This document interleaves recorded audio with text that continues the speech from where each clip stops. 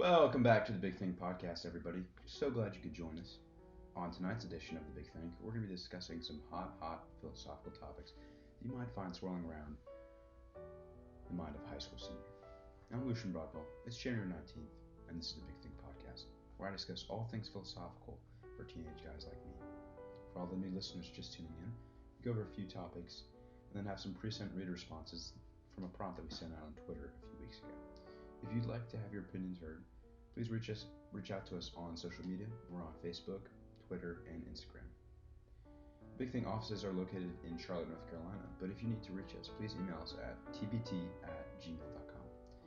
We take sponsorship inquiries, customer requests, suggestions, and much more. So don't be afraid to reach out. Today we're going to be talking about free will and determinism, and after a word from our sponsors, we'll get right into it. Catch you after the break. Right? I sure have, and while there's many remedies to such an occasion, I like to make sure that my body's properly fueled to prevent this from even happening.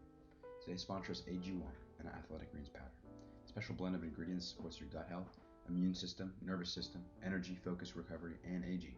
This life is good, so I want to make sure I'm properly fueled and my body's healthy along the way. All you have to do is visit athleticgreens.com/thebigthink to claim 20% off your first order and take ownership of your health and pick up with daily nutritional insurance. Make sure to check them out. Thanks to AG1. The meat and potatoes of today's episode. So, determinism. What is it? How does it work, and is it even good to think about? Briefly said, determinism is a philosophy that everything in the world and your life is determined or predestined to happen. Another word for it could be fate. Obviously, this isn't something that we can outright know.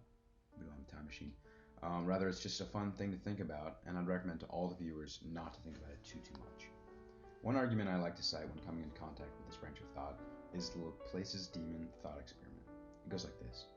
If we know that every atom and molecule that makes up the universe can be studied, observed, and tracked with enough effort, suppose there's an evil demon who could do such a thing. It can know the position, energy, movement, and behavior of every atom in the universe, including the ones in your body. Supposing that every atom always follows the laws of the universe, then the exact position of an atom can be predicted and determined.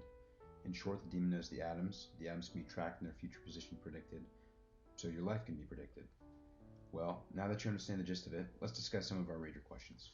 George from South Carolina asks, if all our actions can be determined, wouldn't that mean that criminals are not responsible for their actions?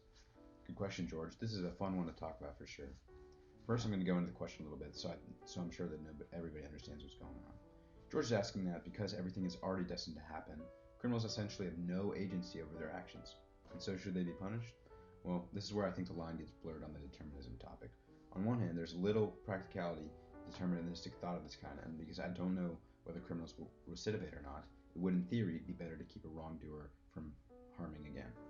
On the other hand, determinism says that he was always destined to commit this crime, and that's where he would end up, so it's not his fault. It's the universe's for aligning conditions to make this feasible.